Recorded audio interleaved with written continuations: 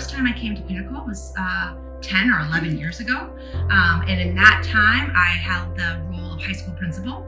And then over the years was coming along with our executive team in the role of high school principal as chief academic officer, and then this year as executive director. And I think the common experience I've had at each and every retreat, well, one is just a chance to step away from the busyness of school and think really about the issues that are impacting our community and what we can do strategically to tackle those issues.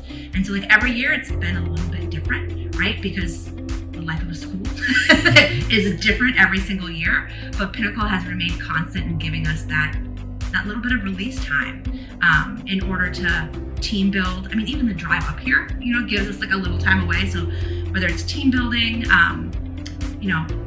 being able to just share what are the hot topics on our mind. I think of times that we've come and we've just shared our personal goals and been able to reflect and tweak those with our colleagues.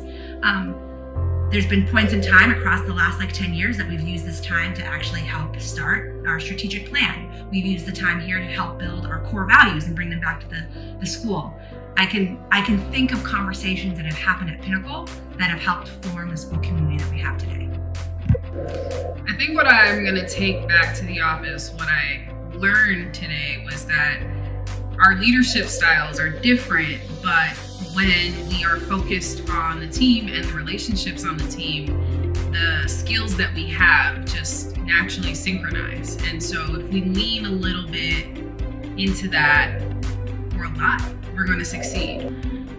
So the land initiative was an activity in which each team member got a pipe, and it was a hollow pipe that something could run through it.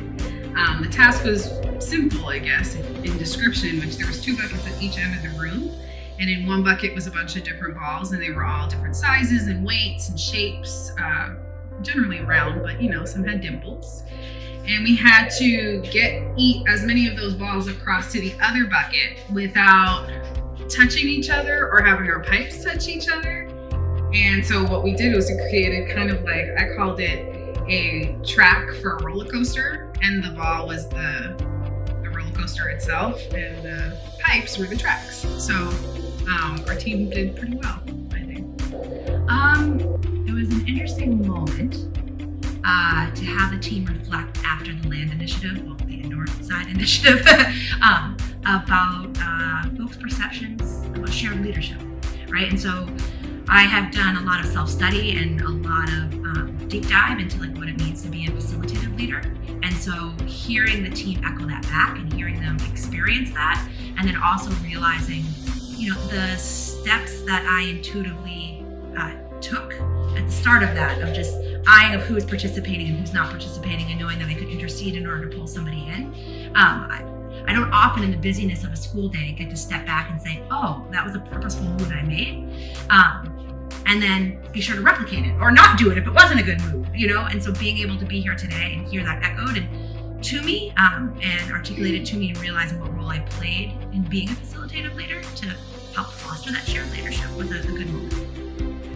It has everything to do with my work, and I think anybody who's in education, but from a diversity and inclusion perspective, it's you value the difference of each community member, and that you can still have a rich and cohesive community if the people are different and they have different perspectives, right? So we were all playing the role of the leader. We were all adjusting throughout the activity. We were all communicating. At some point, Jenna had a moment where she was like, I noticed I'm the common denominator to dropping the ball. And it was me stepping in and being like, it's not you, right? It's we as a team are not quite succinct in our functioning here. How can we adjust? And one person was like, well, I'll lift my pipe so we can bring this back up so we're not crouching tigers, I called it, right? Mm-hmm. I think it's the communication, the value of difference, knowing that each person's leadership is in service to the goal of being successful and being one.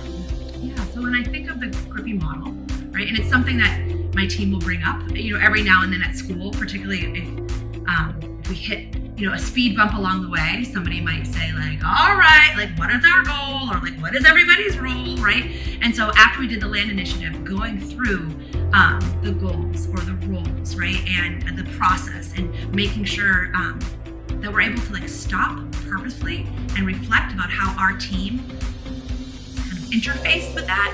And then you just naturally begin to make those connections to projects that are already happening at school. And so I know that will be carried with us. I would definitely recommend Pinnacle to other organizations. It forces you to stop. And it is really, really hard to stop in a mission-driven organization, right? Because you're in that organization and you're living the mission and you're making sure you're doing right by your constituents. But you need to be healthy about it.